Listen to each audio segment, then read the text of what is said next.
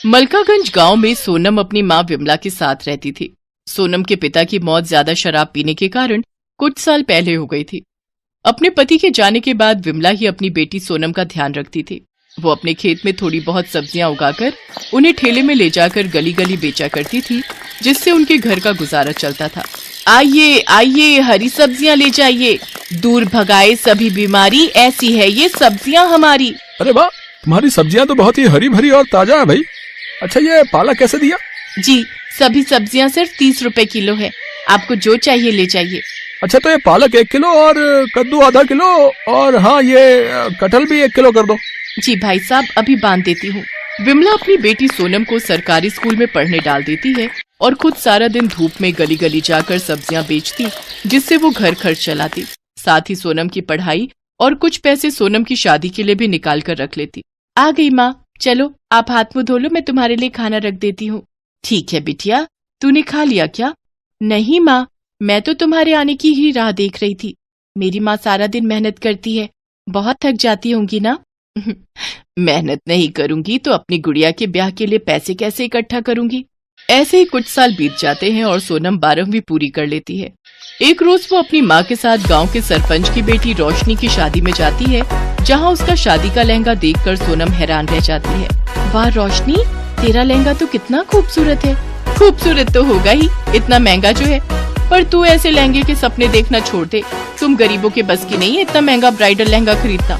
तू तो अपनी माँ को बोलकर उनकी साड़ी का ही लहंगा बनवा लियो अपनी शादी के लिए। रोशनी की ये बात सुनकर सोनम बहुत दुखी होती है। परेशान मत हो मेरी बच्ची, तेरी माँ से जितना हो सकेगा वो तेरे लिए जरूर करेगी। उसी शादी में रोशनी की मौसी आशा अपने बेटे के साथ आई हुई होती है। सोनम पर जैसे ही उसकी मौसी की नजर जाती है, वो उसे देखते ही रहती है। गुलाबी रंग के सूट में ये गोरी लड़की बिल्कुल ऐसी लग रही है जैसे कोई कमल का फूल हो। मुझे तो अपने छोटे बेटे रौनक के लिए बड़ी ही पसंद आई। हाँ माँ जी, लड़की तो बहुत सुंदर है। रौनक को भी सोनम पहली नजर में ही भा जाती है। शादी के कुछ दिन बाद आशा अपनी बड़ी बहू और दोनों बेटों के साथ सोनम के घर जाती है और उसकी माँ से उसका हाथ मांगती है। बहन जी, मैं एक गरीब सब्जी वाली हूँ और आपके बड़े घर में रिश्ता जोड़ने की मेरी हैसियत नहीं है। आंटी, रिश्ता हैसियत देखकर नहीं बल्कि दिल देखकर जोड़ा जाता है, और हमें सोनम पहली नजर में ही भा गई। सही कहा बेटा तुमने, और हमें इस शादी से कोई दिक्कत नहीं है। सोनम के लिए बड़े घर से आया रिश्ता देख विमला खुश हो गई। विमला ने अपनी जमा पूंजी निकाली और उसने अपनी बेटी की शादी की तैयारियां शुरू कर दी। सब तैयारियां होने के बाद वो अपनी बेटी को ब्राइडल लहंगा दिलाने के लिए सोनम के साथ शहर गई और सुंदर सा ब्राइडल लहंगा उसके लिए ले आई। मैं जानती हूँ बेटी, तुझे सरपंच जी की बेटी जैसा ब्राइडल लहंगा लेने का मन था, पर तेरी माँ के पास इतने पैसे नहीं कि तुझे इतना महंगा दिला सके। कोई बात नहीं माँ, ये भी मुझे बहुत पसंद है, लेकिन कल क्या होगा ये कोई नहीं जानता। शादी से ठीक एक दिन पहले सोनम का ब्राइडल लहंगा चोरी हो गया और सब लोग बातें बनाने लगे। हाय, कितना बड़ा अपशगुन है ये तो, दुल्हन का लहंगा चोरी हो गया। ये तो बहुत ही बुरा हुआ। बेचारी विमला के पास अब तो इतने पैसे भी नहीं होंगे कि उसे फिर से दिलवा सके।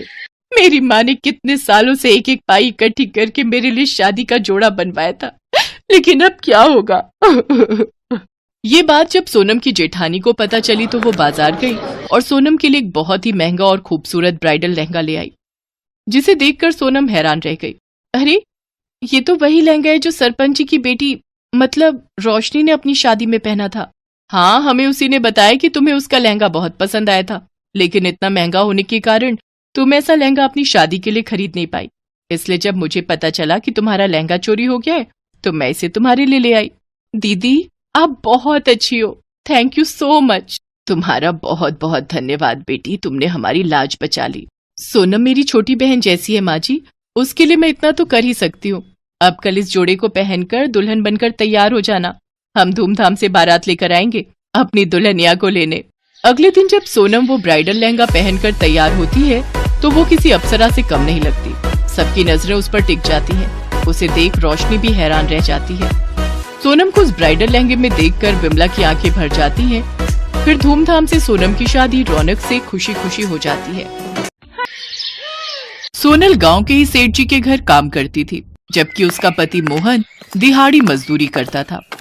सोनल अपने पति के साथ एक टूटी फूटी झोपड़ी में रहकर गुजारा करती थी। मोहन जब दुकान पर जाता तो सोनल भी सेठ के घर काम पर चली जाती। इसी तरह दोनों अपनी घर गृहस्थी चला रहे थे। लेकिन सेठ जी की नीयत सोनल पर कुछ ठीक नहीं थी। वो उस पर बुरी नजर रखने लगा। एक रोज, सेठ जी मेरा काम हो गया है, अब मैं चलती हूँ। वाह भला की खूबसूरत है ये सोनल तो। इसकी जवानी देखकर तो मेरा ईमान भी डोलने लगता है। सोनल वहां से चली जाती है। सोनल जब भी घर आती तो उसकी झोपड़ी के बाहर अक्सर एक तोता उसका इंतजार करता। सोनल घर आकर सबसे पहले उसे खाने के लिए कुछ देती। लो मिट्टू राजा, ये खाना खा लो, सचमुच तुम कितने प्यारे हो। शुक्रिया शुक्रिया। वो तोता एक बोलने वाला तोता था जो अक्सर उसके आंगन में आता था और सोनल उसे कुछ न कुछ खाने को देती रहती। ऐसे ही समय बीता। अब सर्दियां आ गई, जिन्हें देखते हुए सोनल मोहन से कहती है, मोहन सर्दियां आने वाली हैं, अब हमें झोपड़ी की मरम्मत करवा लेनी चाहिए। इस टूटी फूटी झोपड़ी में सर्दियां काटना मुश्किल हो जाएगा। क्या तो तुम ठीक रही हो, लेकिन हमारे पास इतने पैसे कहाँ हैं सोनल? तुम फिक्र मत करो, मैं कल सेठ जी से कुछ पैसे उधार मांग लूंगी, उनसे हम घर की मरम्मत करवा लेंगे। अगले दिन सोनल सेठ से कुछ पैसे उधार मांगती है। कितने पैसे उधार चाहिए? जी यही कुछ 20,000। ठीक है मैं दे दूंगा, लेकिन मुझे पैसे सूद समेत वापस चाहिए। ठीक है सेठ जी। सोनल वो पैसे लेकर घर आ ही रही थी कि तभी सेठ ने अपने एक गुंडे को उसके पीछे भेज दिया और उस गुंडे ने वो पैसे उससे छीन लिए। हे भगवान, मेरे पैसे, कोई पकड़ो उसे, चोर चोर। सोनल कुछ देर तक ही उसका पीछा कर पाई, लेकिन फिर वो गुंडा वहां से ओझल हो गया। हे भगवान, पैसा मिलते ही चोरी हो गया, अब हमारे घर की मरम्मत कैसे होगी? प्रभु आखिर क्यों हो रहा है हमारे साथ ऐसा? कुछ देर बाद सोनल रोती हुई सेठ के पास आई और उसे सारी बात बताई। सेठ जी, वो सारे पैसे एक चोर मुझसे छीन कर भाग गया। अगर आप मुझ पर एक और मेहरबानी करें तो 20,000 मुझे और दे दीजिए, मैं धीरे धीरे करके आपकी पाई पाई चुका दूंगी। रो मत पगली, इधर आ। अरे अरे, इस चांद से चेहरे पर ये आंसू किसी मोती समान लग रहे हैं। वाह क्या रेशमी गाल हैं तेरे। सेठ जी, ये क्या कर रहे हैं आप? वही जो तू समझ रही है, मैं तेरे वो पैसे माफ कर दूंगा और तुझे 20,000 और दे दूंगा। वो भी तू मेरी तरफ से तोहफा समझ कर रख लियो, लेकिन उसके बदले में तुझे मेरा कर्ज चुकाना होगा। तू तो जानती है तेरी सेठानी शहर अपनी बहन के घर गई है कुछ दिन के लिए, तो तब तक मुझे तेरे साथ मेरी पत्नी की तरह मेरे घर में रहना होगा और पत्नी के सारे फर्ज अदा करने होंगे। समझ रही है ना तू? हाँ छोड़िए मुझे, ये कैसी बात कर रहे हैं आप? शर्म नहीं आती अपनी बेटी समान औरत पर नजर रखते हुए? दो कौड़ी की औरत, चल निकल यहाँ से। तेरी इतनी हिम्मत, मुझसे ऐसे बात करेगी? और आज से काम पर आने की जरूरत नहीं है, समझी? चल निकल यहाँ से। सोनल रोते हुए अपने घर आ जाती है, जहाँ आंगन में वो तोता उसका इंतजार कर रहा होता है। उसे रोता देख तोता उससे पूछता है, क्या हुआ, तुम रो क्यों रही हो? फिर सोनल उसे सारी बात बताती है। क्या तुम्हें कोई और काम नहीं आता? मुझे सिलाई का काम आता था, लेकिन जब से मेरी सिलाई मशीन खराब हुई है तब से मैंने वो काम बंद कर दिया है। तुम एक बहुत अच्छी इंसान हो सोनल, जो अपने परिवार का इतना अच्छे से ख्याल रखती है, साथ ही मेरा भी ध्यान रखती हो। इसलिए तो मैं तुम्हारी मदद करना चाहता हूँ। तुम मुझे अपनी उस सिलाई मशीन के पास ले चलो। सोनल उस तोते को अंदर लेकर जाती है, जहाँ तोता अपनी चोंच को उस सिलाई मशीन पर लगाता है, जिससे एक सुनहरी और चमत्कार रोशनी उस सिलाई मशीन पर गिरती है और मशीन चलना शुरू हो जाती है। अब से ये तुम्हारी मशीन जादुई सिलाई मशीन बन गई है। अब से तुम जो मर्जी इसमें सिल सकती हो, फिर चाहे वो बर्फ ही क्यों ना हो। बर्फ? हाँ, आजमा कर देख लो। फिर सोनल बाहर से बर्फ उठाकर लाती है और उससे बर्फ की साड़ी बनाने लगती है। कुछ ही देर में वो बर्फ की साड़ी बनकर तैयार हो जाती है, जिसे देख सोनल बहुत खुश होती है।